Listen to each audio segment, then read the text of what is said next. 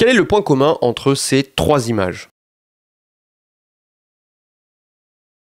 Eh bien, si vous avez cliqué sur la vignette de cette vidéo, c'est que vous vous doutez sans doute de la réponse. Et oui, elles ont été créées par une intelligence artificielle, par un ordinateur, et donc ce ne sont pas des photographies issues de notre environnement réel. Cela fait un long moment que ce sujet de l'intelligence artificielle m'intéresse, je le suis avec intérêt, et puis il y a plusieurs semaines, j'avais questionné ma communauté sur Instagram, où j'avais commencé à tester des intelligences artificielles. J'avais eu beaucoup de réactions, ça m'avait d'ailleurs assez surpris. Et j'ai repéré par rapport aux tendances des réponses, deux grands types de réponses, on va dire. D'un côté, il y avait beaucoup de gens qui étaient dans un sentiment de peur, et c'était souvent le mot de peur, en tout cas d'effrayant, qui revenait. Et de l'autre côté, il y avait vraiment des gens qui trouvaient ça fascinant, incroyable. Donc il y avait d'un côté quelque chose de très négatif, et de l'autre quelque chose de très positif. Donc c'est un sujet qui vraiment paraît clivant. Et dans cette vidéo, on va revenir sur ce côté clivant, et on va voir forcément les aspects positifs et négatifs de cette intelligence artificielle en lien avec la photographie. Donc cette vidéo va rentrer dans la case parlons photo, un petit peu philosophique, réflexion, etc. Donc bref, on va faire fumer un petit peu la cervelle. Et pour cela, je vous propose de répondre à certaines questions qui me paraissent intéressantes entre l'intelligence artificielle et la photographie. Tout d'abord, qu'est-ce que c'est l'intelligence artificielle ? On essaiera de donner une petite définition, même si vous allez voir, c'est vraiment pas simple. Ensuite, à quoi sert-elle ? Quelle est son utilité ? Là aussi, vous verrez, il y a beaucoup de choses à dire. Est-ce que c'est une menace pour la photographie ou plus largement pour l'humanité ? Vaste sujet aussi. Ou encore, quelles sont les nouvelles technologies apportées par l'intelligence artificielle dans le monde de la photographie ? Là aussi, vous allez voir, il y a beaucoup de choses à voir. Bref, vous comprenez bien que c'est un sujet qui est énorme et ça n'est pas dans une vidéo YouTube que l'on va pouvoir tout résumer. Forcément, petit disclaimer, je vais faire quelques petites alertes avant d'aller plus loin. Première chose, oui, dans une vidéo YouTube, on ne pourra pas rentrer dans le détail et de dire oui, ça tu l'as pas dit. Oui, je sais, je peux pas tout dire. Également, je ne suis pas ingénieur en intelligence artificielle, donc excusez-moi si je ne rentre pas dans les détails. D'abord, c'est par un choix de simplicité et on va dire de didactique. Et de l'autre, c'est aussi parce que je ne suis pas ingénieur en intelligence artificielle. Troisième chose aussi, si vous regardez cette vidéo ultérieurement, et il faut vraiment contextualiser les choses, nous sommes en mai 2023. Les technologies vont extrêmement vite. Pour moi, ça progresse vraiment de façon exponentielle. Et le mot exponentiel, pour moi, n'est pas dénué de sens. C'est certes une expression populaire, mais là, c'est vraiment exponentiel, les progrès de l'intelligence artificielle. Et donc, si vous regardez cette vidéo ultérieurement, il y a vraiment des progrès sans doute qui sont arrivés, des technologies au moment où vous regardez cette vidéo qui seront arrivées et que je ne connais pas au moment où je présente cette vidéo. Donc, gardez ça en tête si jamais vous la regardez plus tard. Bref, je vous conseille de prendre un café, de vous installer confortablement et vous allez voir, ça va être un sujet, moi, que je trouve passionnant. Dernière chose, s'il vous plaît, n'oubliez pas que, comme tout débat d'idées, il s'agit d'une forme de subjectivité. Ce que je vais dire ici, c'est mon avis, d'accord ? Ça n'est pas une vérité objective. Vous avez peut-être un avis différent. Pour moi, ce qui compte, c'est que toute critique, quelle qu'elle soit, il faut qu'elle soit constructive. Si vous n'êtes pas d'accord, je le respecte totalement et c'est votre plus grand droit. Cependant, et là je m'adresse à ceux qui laisseront des commentaires, s'il vous plaît, que votre avis soit constructif. Et les avis du type guignol, voilà, ça n'a pas trop sa place ici. Bref, assez parlé, allez, commençons à réfléchir à ce qu'est l'intelligence artificielle. Alors la toute première chose qu'on va faire dans cette vidéo, forcément, comme dans tout sujet de réflexion, c'est de venir définir un petit peu les notions qu'on a dans notre sujet. En l'occurrence, qu'est-ce que l'intelligence artificielle. Alors c'est un terme qu'on entend tous les jours maintenant, mais vraiment tous les jours, qu'on utilise dans tous les sens, et c'est devenu un petit peu un terme valise qu'on utilise pour tout et rien, alors qu'en fait, quand on cherche un petit peu, on se rend compte que ce terme d'intelligence artificielle regroupe tout un tas de choses très différentes, des technologies très différentes, et en fait ça résume pas, on peut pas mettre derrière cette appellation une seule technologie. Dans le mot intelligence artificielle, en tout cas derrière l'appellation, il y a deux mots, donc intelligence et artificielle. Pour commencer, il faut se poser la question de savoir qu'est-ce que l'intelligence ? Alors pour l'intelligence, je suis allé sur le Dico Larousse et proposé une définition qui pour moi était vraiment très claire et qui résume bien à mon sens ce qu'est l'intelligence. Je vous la lis littéralement. Aptitude d'un être humain à s'adapter à une situation, à choisir des moyens d'action en fonction des circonstances. Donc si on y réfléchit, l'intelligence c'est ce qui nous définit en tant qu'humain, en tout cas en tant qu'espèce vivante, c'est notre capacité tout simplement à venir nous adapter à notre environnement, à des situations, cette capacité d'analyse, de créativité qui fait ce que nous sommes et qui nous différencie par exemple d'une pierre. Et derrière le mot intelligence, il y a aussi le mot artificiel, et tout ce qui est artificiel, ça veut dire qu'il n'est pas naturel, et en l'occurrence ici, une intelligence artificielle, c'est une intelligence qui vient de la machine, en l'occurrence notamment des ordinateurs créés par l'homme, et il est vrai que ce terme regroupe tout un tas de choses très variées, hein, c'est ce qu'on a dit. Cependant, on va plutôt se dire que l'intelligence artificielle, c'est donner à la machine cette capacité intellectuelle que jusqu'ici disposait en exclusivité l'humain, cette capacité de réflexion, d'adaptation, de créativité qui serait adaptée et donnée à une machine, alors que la machine jusqu'ici, n'oubliez pas, n'était qu'un simple outil qui répondait bêtement et méchamment aux commandes que lui donnait l'être humain. Donc aujourd'hui, si on écoute un petit peu dans tous les sens, on se dit « Ah, ben maintenant ça y est, l'ordinateur, il a cette même capacité cognitive que moi, l'être humain. » Dans les faits, quand j'ai commencé à chercher, je me suis rendu compte que c'était pas tout à fait ça. En fait, le mot intelligence artificielle renvoie plus au fait qu'aujourd'hui, les machines ont atteint certaines tâches que jusqu'ici, l'homme maîtrisait parfaitement et que la machine n'arrivait pas à faire. L'exemple type, c'est par exemple le jeu de Go, hein, où vous savez, ce jeu de stratégie. Vous avez une machine qui a réussi à battre l'être humain. Aujourd'hui, vous avez des IA aussi qui sont exceptionnels, notamment dans les échecs. Mais après tout, ce type de jeu ne représente qu'un ensemble mathématique. Le jeu de Go, c'est un ensemble de combinaisons de stratégies de jeu. Et la machine, tout simplement, elle a appris toutes ces combinaisons pour aller plus vite et plus fort que l'être humain, tout simplement. Cependant, beaucoup de chercheurs disent que le mot d'intelligence n'est peut-être pas le plus adapté parce que aujourd'hui, technologiquement, les machines ne sont pas capables d'avoir cette même capacité intellectuelle que l'être humain. C'est simplement qu'on a optimisé au maximum les capacités informatiques, mais elles n'atteignent quand même pas la structure et la logique de l'intelligence humaine. Pour vous en convaincre, je vous lis un petit passage d'un texte qui est écrit par le Conseil de l'Europe, hein, donc institution européenne, qui explique un petit peu la recherche sur l'intelligence artificielle. Donc je vous lis ce qu'ils disent. L'actuelle révolution de l'intelligence artificielle ne vient pas d'une découverte de la recherche fondamentale, mais de la possibilité d'exploiter avec efficacité des fondements relativement anciens, tels que l'interférence bayésienne, donc au XVIIIe siècle, ou les neurones formels en 1943, pour l'une des sous-classes de l'apprentissage automatique que l'on appelle l'apprentissage profond ou deep learning en anglais. Donc vous l'avez compris, on n'est pas du tout encore au stade où votre ordinateur a le même cerveau que vous. Cependant, derrière cette appellation, il y a aussi des technologies qui sont très diverses et selon les domaines d'application, elles sont encore plus diverses. Lorsqu'on parle d'intelligence artificielle dans le monde de la photographie, on fait souvent référence à une technologie de pointe qui peut être expliqué un peu simplement, mais qui dans les faits est très complexe, qui s'appelle le machine learning, ou en français apprentissage automatique. On pourrait le résumer de la façon suivante. Vous allez donner à un système informatique une quantité de données astronomique, exemple toutes les photos que vous trouvez sur Internet. Vous allez lui demander de les analyser et de venir créer des liens entre ces données. Et à partir de ça, l'ordinateur, en tout cas les algorithmes, vont automatiser un certain nombre de liens, de méthodes, de théorèmes, en tout cas de codes, de règles, de tout ce que vous voulez, et il va pouvoir apprendre à le faire tout seul.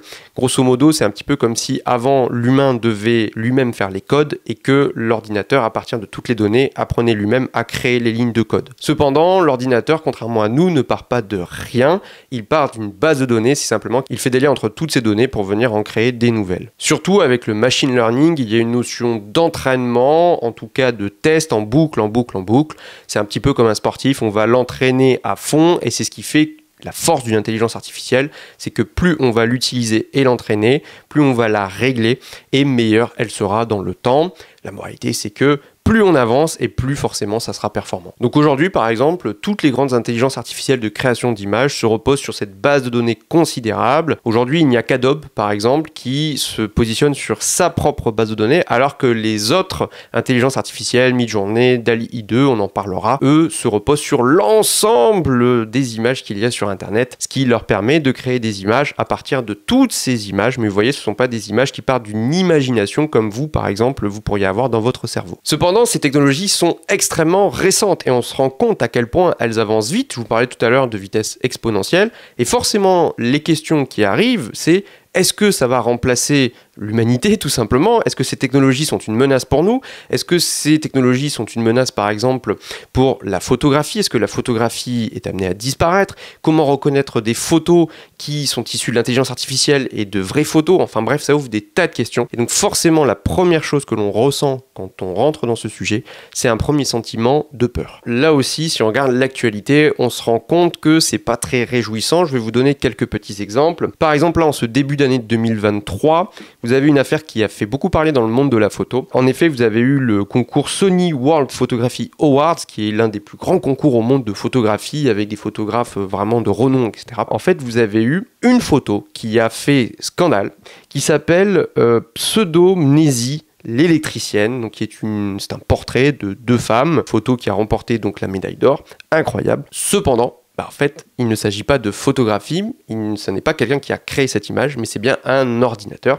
L'auteur s'appelle Boris Elgassen, et une fois qu'il a remporté le titre, il a avoué à tout le monde que en fait, son image n'était pas une photo, mais bien la création d'une intelligence artificielle. Ça a créé un débat énorme, et surtout, la question qu'on se pose, c'est comment un jury d'experts international a-t-il fait pour ne pas se rendre compte qu'il s'agissait non pas d'une photo, mais d'une image créée par un ordinateur. Je vous donne un deuxième exemple assez similaire. En 2022, donc l'année précédente, vous avez un artiste qui a remporté un concours d'art, alors là c'était de l'art, hein, et son œuvre s'appelait Théâtre d'opéra spatial, donc c'est une œuvre, moi je me souviens à l'époque, je l'avais regardée avec attention. Il avait avoué que son œuvre avait été réalisée avec l'IA Midjourney, dont on parlera tout à l'heure. Ça a scié tout le monde, et je pense qu'on n'est pas du tout à la fin de ce type, en tout cas pas de scandale, mais en tout cas d'actualité qui fait beaucoup réagir. Et ce qui fait encore plus peur, c'est quand on se rend compte que créer ces images, et on va regarder ça ensemble, c'est simple comme bonjour. Moi j'ai testé les deux qui, je pense, en photographie sont vraiment plébiscités. D'abord DALL-E 2, qui est l'intelligence artificielle de création d'images de OpenAI, donc la société qui commercialise ChatGPT, et également son grand concurrent, que je préfère, qui s'appelle Midjourney. On va voir ensemble comment créer des images très différentes, mais vous allez voir, c'est quand même assez fou. Donc on va aller sur Midjourney. Pour ce faire, vous devez créer un compte sur Discord, et puis ensuite vous allez sur le serveur de Midjourney. Et ensuite, tout simplement, il y a une procédure très simple à faire. Dans la barre de discussion sur Discord, vous allez mettre un / et ensuite Imagine, et là vous avez un raccourci qui apparaît et vous allez cliquer dessus et là apparaît ce qu'on appelle le prompt, c'est-à-dire l'endroit pour venir taper votre requête, en tout cas votre description. Attention, ça ne fonctionne pas en français, donc il faut traduire en anglais. Et ce que vous allez faire, c'est que vous allez lui proposer une description de l'image que vous allez créer. Donc on va faire plusieurs tests. Test numéro 1, photographie de paysage. Je vous lis en gros... en français, voilà ce que j'ai marqué en anglais. Alors, un paysage de fjord, un coucher de soleil donc au sommet d'une montagne, photographié en pose longue. Voilà. Donc j'ai mis ça, je valide et puis je laisse travailler. Ça dure environ 1 minute. Midjourney crée en fait 4 images progressivement en même temps et à la fin il vous propose les 4. Une fois que vous avez vos photos, vous pouvez les regarder en grand, vous pouvez les comparer et là vous avez 2 choix. Soit dans les photos, en fait elles vous plaisent et dans ce cas là vous lui demandez de vous les agrandir et vous pouvez tout simplement les enregistrer en JPEG, en PNG, en ce que vous voulez. Soit deuxième possibilité, vous dites ah oui mais finalement ça colle pas forcément, mais dans les 4 il y en a une qui me plaît plus que les autres. Mais dans ce cas là il y a une fonction qui s'appelle le remix qui va vous permettre de venir ajouter à votre prompt, donc à votre description, des éléments pour être plus précis. Et ce qu'il va faire, c'est qu'il va partir de cette base d'images que vous avez choisie, votre préférée, il va venir créer de nouvelles images et vous pouvez même régler le niveau de différence dans les modifications, etc. Enfin, c'est vraiment...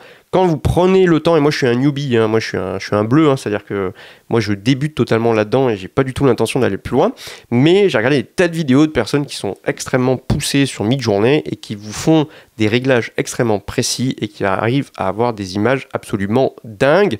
Donc si vous prenez le temps de venir l'optimiser, de le paramétrer, c'est vraiment extrêmement précis et c'est très impressionnant. Bref, en photographie de paysage, vous imaginez que votre seule limite, c'est peut-être votre imagination, on va dire.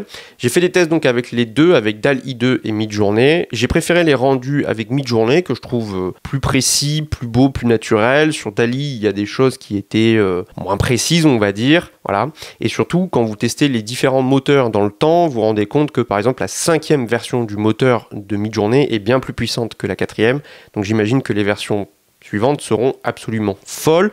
Et on se rend compte qu'on est au tout début de ces technologies et que c'est déjà très précis. Pas parfait, on en reparlera à la fin, mais cependant c'est déjà très très satisfaisant à condition de ne pas trop regarder dans les détails. Bon et maintenant on pourrait se dire, oui mais bon là c'est du paysage et tout, oui mais avec des humains ça donne quoi? Eh bien allons-y, faisons un test. Alors ce que j'ai fait c'est que là aussi j'ai tapé une requête et cette requête j'ai voulu qu'elle soit très précise pour que ça colle bien. Donc toujours en anglais, je vous traduis ce que j'ai marqué dans les grandes lignes. Photographie réaliste, une famille qui marche sur un chemin au bord d'un lac, donc heure dorée, golden hour. Objectif 85 mm 1.4, flou d'arrière-plan. Les parents se tiennent la main et les enfants rient. La maman porte une robe à fleurs et le père une chemise bleue avec un short en jean.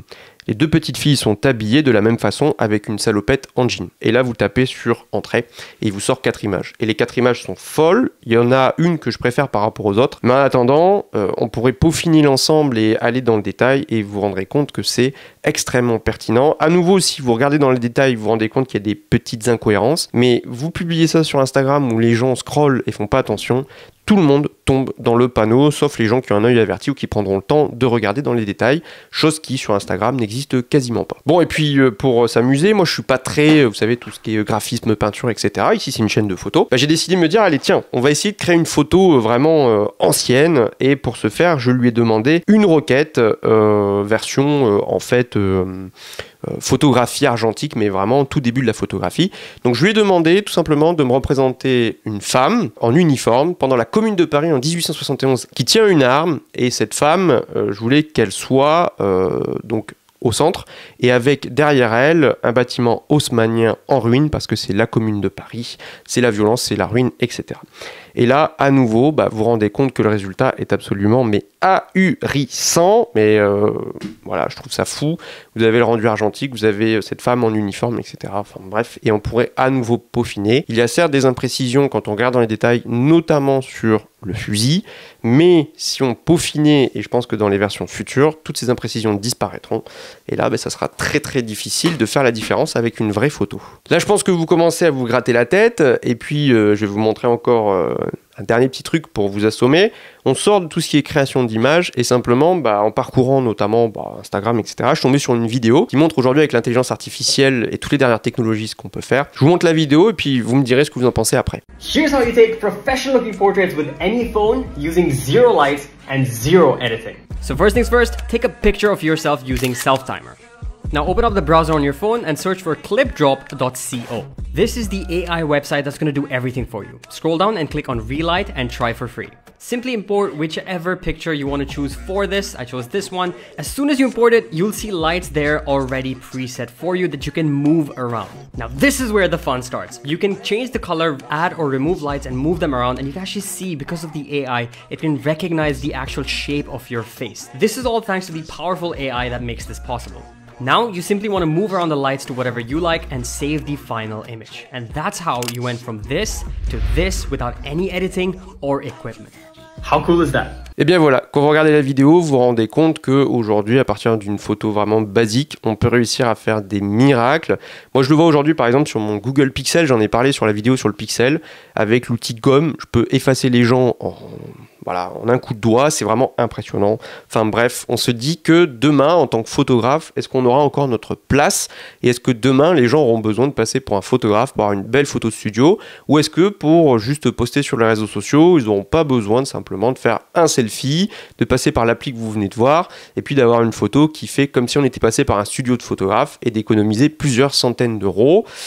Voilà, ça fait vraiment réfléchir, mais vous allez voir que quand on y réfléchit, la photo n'est pas près de disparaître. Et oui, parce que tout d'abord, quand on y réfléchit, moi, si je reprends la base de la photographie, c'est-à-dire son étymologie, donc sa racine linguistique, le mot photographie vient du grec photos, donc qui veut dire la lumière, et graphein, le grec aussi, qui signifie peindre, dessiner, ou en tout cas venir représenter.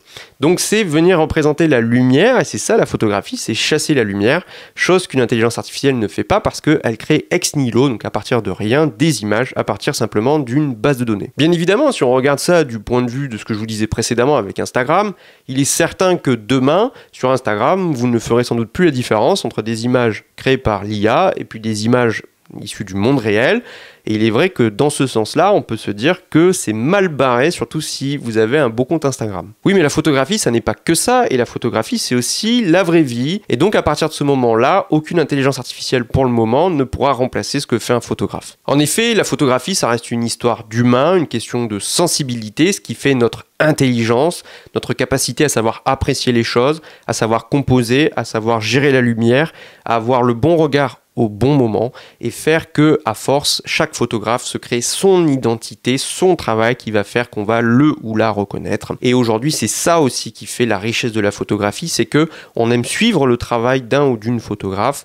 Et si aujourd'hui, par exemple, vous allez sur Instagram, vous aimez suivre le travail d'une personne et pas simplement les images, vous aimez peut-être la personne, vous aimez sa philosophie, et souvent, notamment par exemple dans tout ce qui est mariage, etc., les personnes choisissent certes un ou une photographe pour son travail, mais aussi pour sa personne, son accompagnement, etc. Également, il faut se dire une chose, c'est que les humains veulent des souvenirs, veulent une trace du temps, c'est ça, c'est figer le temps à travers sa lumière. Et par exemple, un mariage, si les gens font appel à un ou une photographe, c'est pour immortaliser ce moment. Certes, aujourd'hui, il est par exemple capable, et c'est ça qui est assez dingue, avec des outils, de venir à partir de vos photos, vous mettre en scène et créer des images à partir de rien, qui vous mettraient en scène par exemple en mariage, en photographie de studio, je ne sais quoi, mais en attendant, ça n'est pas la vraie vie, ça ne sont pas des souvenirs. Or, quand vous faites par exemple votre mariage, ce que vous voulez, c'est de pouvoir 10 ans, 20 ans, 30 ans après, pouvoir regarder ces photos qui vous rappelleront ce moment qui vous a fait vibrer, qui est un des moments les plus beaux de votre vie. Pareil peut-être pour la naissance de vos enfants, pour des vacances ou pour quoi que ce soit. Et l'intelligence artificielle ne pourra pas remplacer cela. Donc si vous alliez ce côté très humain, très temporel, avec la capacité et l'intelligence réelle d'un ou d'une photographe, on se dit que la photographie a encore de beaux jours devant elle. Également, l'intelligence artificielle a aussi ses limites. Comme je vous disais tout à l'heure, si vous utilisez Midjourney, vous vous rendez compte que tout n'est pas parfait. Alors bien évidemment, ça va progresser de façon exponentielle. Mais en attendant, on a quand même un petit peu de marge. Et aujourd'hui, Midjourney est à milieu d'égaler la qualité, par exemple, d'un bon appareil photo et puis d'un bon objectif qualitatif. Enfin, pour moi, il y a une dernière chose qui fait que pour moi, c'est une forme de paradoxe, mais l'histoire et la société nous le montrent, c'est que plus on introduit de technologies, de progrès, etc., et plus les gens vont certes une partie aller vers ces technologies, mais vous avez un effet inverse où les gens veulent s'en éloigner. Je vous donne quelques exemples connexes pour que vous fassiez un petit peu l'analogie. Exemple de l'alimentation, depuis les 30 Glorieuses, on se dit qu'il faut faire une agriculture intensive, productiviste, etc. Bah oui, derrière, en fait, on revient à l'agriculture bio, paysanne, etc., parce qu'on se rend compte que finalement, c'était peut-être pas mal. Aujourd'hui, dans la musique, Spotify est devenu la norme, et on a la musique dans ses AirPods. Oui, mais en même temps, les vinyles se vendent super bien, et les gens aiment avoir ce beau vinyle et sa qualité audio. Et enfin en photographie, on est à l'heure du numérique, on a tous un smartphone dans la poche, on peut prendre des photos partout, tout le temps, comme on veut, et avec une simplicité déconcertante. Oui, mais en même temps, et il suffit de lire le dernier numéro de Réponse Photo, et la photographie argentique, en fait, renaît de ses cendres. Et aujourd'hui, vous avez des labos qui réouvrent, vous avez une explosion des ventes de pellicules, etc., etc. Plus on a la technologie, et plus vous avez des personnes qui sont tentées tout simplement de s'en débarrasser. Enfin bref, la photo pour moi a de beaux jours devant elle, et surtout pour moi, l'intelligence artificielle, il ne faut peut-être pas la percevoir comme un ennemi, mais plutôt comme un allié, et surtout comme un outil. En effet, et comme pour tout outil, il faut garder à l'esprit que l'utilisation d'un outil doit être soumise à la volonté de l'être humain, et l'outil n'est censé n'être rien si on ne l'utilise pas. Exemple type, vous utilisez une disqueuse, c'est bien, ça peut être un outil incroyable si vous avez une planche de bois à couper, ça peut être un outil redoutable si vous coupez une jambe avec. Et bien pour moi, l'intelligence artificielle, c'est un petit peu la même chose. On peut l'utiliser à bon escient comme on peut en faire une arme ou quelque chose de très dangereux. La question c'est que fait-on de cet outil? Mais si on l'utilise bien, l'intelligence artificielle peut être excellente, mais bien sûr dans le domaine de la photographie. Donc je vous propose de regarder un petit peu dans le monde de la photo des utilisations, on va dire de l'intelligence artificielle qui sont incroyables et qui aujourd'hui sont des outils positif et non pas négatif. Tout d'abord, je tiens à rappeler que moi personnellement, le premier logiciel, en tout cas la grande arrivée bouleversante de l'IA dans le monde de la photo, ça a été via le studio ukrainien qui produit Luminar, et il est vrai que Luminar a été un logiciel qui a bouleversé le monde de l'édition. Vous aviez auparavant Lightroom qui avançait doucement, vous aviez DxO qui avançait, c'était bien, et puis Luminar, eux, ils sont arrivés et ils ont dit, nous, on va introduire de l'intelligence artificielle, au point de sortir un Luminar, donc AI, donc intelligence artificielle. C'est une édition qui a fait beaucoup parler, qui avait ses travers et des utilisations qu'on connaît, les remplacements de ciel dans tous les sens, etc. C'est devenu un peu n'importe quoi. Mais en attendant, il est vrai que ça introduit un bouleversement dans le monde de la photo parce que, et c'est toujours le leitmotiv donc de Skyloom, l'entreprise qui commercialise donc Luminar, c'est de permettre au plus grand nombre, et c'est bien la continuité dans Luminar Neo, Néo, moi je le comprends un peu comme néophyte, hein, donc pour un peu les débutants, mais c'est de pouvoir permettre aux débutants de pouvoir faire de l'édition complexe en quelques clics, bref, de simplifier ce qui autrefois était réservé à un public de professionnels ou en tout cas de personnes qui avaient de très fortes compétences. Et tous ces progrès, ils sont réalisés grâce à l'intelligence artificielle qui vient par exemple, et c'est ça qui est bluffant chez Luminar, qui vient par exemple analyser en 3D la structuration d'une scène, vous pouvez gérer du brouillard, etc. Qu'on aime ou qu'on n'aime pas ces outils, moi je trouve ça bluffant, et parfois, sans dire d'aller ajouter du brouillard, un soleil que tout le monde a ou le même ciel que tout le monde a, en attendant, dans certaines situations, ça permet de vraiment venir éditer une photo, et plutôt qu'avant de mettre 20 minutes pour réaliser une opération, ça peut se faire en un clic. Moi, si je gagne du temps, je m'en porte bien. Et donc depuis, l'IA est rentrée dans ce qu'on appelle le hardware, donc le matériel, et également dans le software, les logiciels. Dans le hardware, l'exemple que j'ai en tête forcément, c'est les puces maintenant qui sont dédiées à l'IA.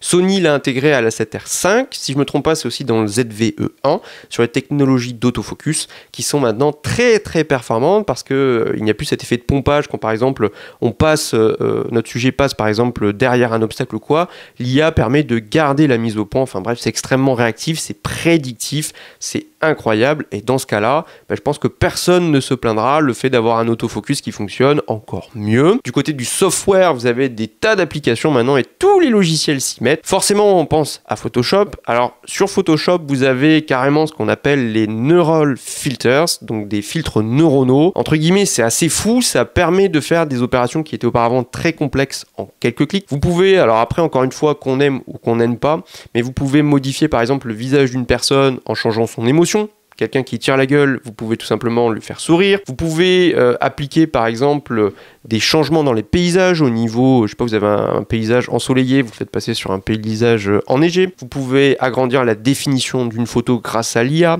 Vous pouvez, grâce à l'IA par exemple, aussi venir coloriser une photo. Enfin bref, il y a des tas de fonctionnalités intelligentes comme ça sur Photoshop. Également, vous avez sur Photoshop toujours d'autres fonctionnalités intelligentes et parmi elles, vous avez notamment le changement de ciel qui a été copié, hein, ni plus ni moins que chez Luminar. Et pour moi, sur Photoshop, la dernière technologie qui reflète bien tout ça, elle est encore en version bêta, donc elle n'est pas arrivée sur les versions, on va dire, finalisées. Il y a tas de vidéos sur YouTube qui vous l'expliquent très bien, mais c'est l'outil de suppression, donc suppression des défauts, de tout ce que vous voulez. Auparavant, on passait par l'outil correcteur qui déjà fonctionnait pas mal, et je pense que sur le marché, c'était l'un des meilleurs. Cependant, sur des textures un petit peu complexes, on se rendait compte que c'était un petit peu compliqué quand même, hein, et qu'il fallait ruser de tas de techniques pour venir supprimer des objets. Et puis là, depuis la dernière version bêta de Photoshop, vous avez un outil magique dopé à l'intelligence artificielle qui s'appelle Suppression. Et cet outil est incroyable parce qu'il permet de venir effacer, même sur des scènes un peu complexes, l'élément de votre choix, et grâce à l'intelligence artificielle, d'analyser la scène et de venir recréer des textures, des traits, etc. Et ce qui est fou, c'est que même si le rendu au départ parfois n'est pas parfait, mais c'est déjà 1000 fois mieux que ce qu'on avait jusqu'ici avec le correcteur classique, en fait vous pouvez repasser des coups derrière et venir travailler plus précisément. Donc c'est absolument fou, et ce qui est dingue, c'est que comme à chaque fois avec l'IA et le machine learning, l'ordinateur il va apprendre, et plus on va l'utiliser, et meilleur il sera, et donc ces technologies ne pourront aller que vers le progrès. Sur Lightroom, vous avez également ces technologies, et c'est vrai que c'est très intéressant parce qu'aujourd'hui sur Lightroom, et depuis 2 ans, vous avez les outils de masquage automatisé. Personnellement, j'en suis réellement fan, et je trouve que ça, c'est vraiment une évolution majeure. Et aujourd'hui, sur Lightroom, grâce à l'IA, sur n'importe quelle photo, vous pouvez sélectionner un ciel, une personne. Maintenant, vous pouvez aller choisir ce clair de l'œil, les lèvres, vous pouvez choisir les vêtements, enfin, vous pouvez choisir absolument tout sur une personne. Vous pouvez choisir aussi un objet, c'est extrêmement précis. Et puis, même si parfois il y a quelques imprécisions, on comprend ces imprécisions tellement des fois il y a un manque de contraste avec des nuages ou quoi, entre, je sais pas, un pan de montagne ou quoi. Mais c'est réellement impressionnant. Pour terminer, vous avez la dernière innovation qui est sortie là, il y a quelques jours, sur la mise à jour Lightroom, sur le débruitage, dopé à l'intelligence artificielle. Donc c'est vraiment dans la continuité de ce qu'on avait chez DxO par exemple, avec Deep Prime, et maintenant Deep Prime XD, qui est arrivé dans Photolab, ensuite dans Puro 3. Là c'est exactement la même chose avec Lightroom. Maintenant vous avez le débruitage via l'intelligence artificielle, et là c'est franchement fou. Mais quand je vous dis que c'est franchement fou, c'est qu'une image très bruitée, en fait vous allez retrouver une image avec des détails, etc. Bien sûr ça a ses limites, mais là aussi ça ne pourra aller qu'en s'améliorant. Bref, si on regarde tout ça, l'intelligence artificielle dans ce cas-là est vraiment un atout, un outil positif. Personnellement, comme je vous ai dit tout à l'heure, moi je ne vais pas râler si j'ai des outils qui me permettent d'être plus productif, plus créatif et de me concentrer sur le plus important, c'est faire de la photo. Donc on arrive un petit peu à la conclusion de cette vidéo. Et c'est vrai que pour moi, on arrive vraiment sur ce sentiment que je disais au départ, ce double sentiment qu'on a, d'un côté la peur et de l'autre la fascination. La peur, elle s'explique vraiment, et on l'a vu tout à l'heure avec les applications que l'on peut utiliser dans la photo, et également, on va dire, cette forme d'automatisation qui est de plus en plus poussée, et forcément, ça ouvre de nombreux sujets éthiques pour le futur, et c'est là où il va falloir être très vigilant, et notamment les législateurs. Car en effet, c'est ce que je disais aussi tout à l'heure, l'intelligence artificielle ne reste qu'un outil. Et la question c'est qu'est-ce qu'on fait de cet outil? Et aujourd'hui, ce qui est très inquiétant, c'est que vous avez de nombreuses tribunes, des alertes, et dans la presse, vous pouvez lire des tas et des tas et des tas d'articles là-dessus, de personnes, d'ingénieurs sur l'intelligence artificielle, des personnes qui travaillent depuis très longtemps dessus, et qui viennent alerter en disant attention, l'intelligence artificielle est un danger si on ne le régule pas. Et il est vrai qu'aujourd'hui, quand on regarde, il n'y a pas vraiment de réglementation. Au moment où l'intelligence artificielle est en train d'exploser, mais littéralement exploser, en France et dans la plupart des pays dans le monde, on est au stade de savoir est-ce qu'on devrait commencer à réfléchir autour de l'intelligence artificielle. Donc là, pour moi, c'est là où je pense qu'il y a une urgence et que nos législateurs, que ce soit les députés, tous les politiques, etc., devraient réellement se positionner là-dessus et établir des règles, parce que s'il n'y a pas de règles, dans ce cas-là, ça peut être un véritable Far West, et la technologie va si vite que la question sera de savoir à partir de quel moment la machine aura des capacités intellectuelle, c'est-à-dire qu'elle pourra, et ça arrivera je pense assez vite, venir égaler ou en tout cas dépasser, c'est-à-dire avoir ce sentiment de créativité, d'initiative totale à partir de rien et pas simplement d'une base de données. Autre chose qui fait peur, et souvent j'ai reçu des messages sur Instagram qui allaient là-dessus, c'est savoir dans le futur comment on va faire pour maintenant différencier une véritable image d'une image créée par intelligence artificielle, et ça va tellement vite que demain on aura des images qui seront extrêmement réalistes, même dans les détails, etc. Mais là j'ai envie de vous dire, c'est exactement comme pour les fake news, pour les deepfakes en vidéo, et bien il va falloir tout simplement développer son esprit critique, c'est ce qu'on appelle l'éducation aux médias, et c'est là où plus que jamais il va falloir que nous tous, moi le premier, nous soyons vigilants sur les contenus que nous consommons. Et il va falloir se poser des tas de questions. Est-ce que je connais la source? Est-ce que je connais l'auteur? Est-ce que j'ai des métadonnées? Est-ce que cette photo, je peux en avoir par exemple l'origine? Est-ce que la personne qui a créé cette image, elle a montré le contexte de production de cette image, etc., etc. Par exemple en photographie, si vous suivez le travail d'un ou d'une photographe sur Instagram et que cette personne partage tous les jours son travail, là vous avez quand même un certain gage de qualité, en tout cas de véracité du contenu. Si vous avez quelqu'un qui publie juste du contenu, vous ne savez pas d'où ça vient, c'est vrai qu'il faudra peut-être se poser des questions. Cependant, j'avoue moi-même qu'au quotidien, quand on est sur Instagram ou sur Internet et plus largement, qu'on scrolle, qu'on va vite, on n'est pas forcément vigilant, et bien on peut vite se faire berner, donc forcément ça pose beaucoup de questions. De l'autre côté, l'IA c'est aussi pour moi de la fascination, et moi le premier c'est un sujet qui me fascine, et la question qui va se poser c'est savoir jusqu'où on ira. Moi j'ai déjà hâte de savoir dans nos appareils photo les technologies que l'on va avoir pour l'autofocus, pour la qualité d'image, pour les couleurs, pour à peu près tout et n'importe quoi, parce que l'intelligence artificielle va nous permettre de plus en plus de nous émanciper des questions techniques, toujours en avoir le contrôle, mais de venir simplifier les choses et de pouvoir se concentrer, ce que je disais aussi précédemment, sur le plus important, c'est-à-dire observer, regarder, composer et venir figer un instant du temps. Ça, pour ça, moi je trouve ça exceptionnel. Même chose du côté des logiciels. Si demain j'ai un logiciel qui peut me permettre d'aller plus vite et plus simple, je suis preneur. Maintenant, il va falloir faire un équilibre dans tout ça. Pour moi, et je pense que c'est le mot de la fin, c'est comme pour tout outil. Si vous avez une disqueuse qui est dangereuse, qu'est-ce qu'il faut faire? Il faut venir la débrancher. Si un jour l'intelligence artificielle est trop dangereuse, il faudra savoir la débrancher. Maintenant, la question c'est, le jour où l'intelligence artificielle sera peut-être aussi intelligente, voire plus intelligente que l'homme, et qu'elle gérera le réseau électrique, comment la débrancher? Bref, on arrive à la fin de cette vidéo, voilà, moi je trouvais ça très intéressant, on aurait pu encore parler très longtemps, mais cette vidéo est déjà bien longue. N'hésitez pas à mettre en commentaire vos avis, vos réflexions, etc. Je serais vraiment hyper curieux de savoir. Bien évidemment, comme je vous ai dit, toujours s'il vous plaît, avec un esprit de réflexion et de construction, il faut que ça soit constructif comme avis. Et puis, je serais ravi de pouvoir discuter avec vous, même sur Instagram, n'hésitez pas, et j'en parle pas souvent, mais allez voir NoCap Photographie sur Instagram, qu'on puisse discuter par message aussi, etc. Et puis je publie plein de contenus aussi au quotidien sur Instagram que forcément je publie pas sur YouTube. Et puis en attendant, je vous dis à la semaine prochaine pour une nouvelle vidéo.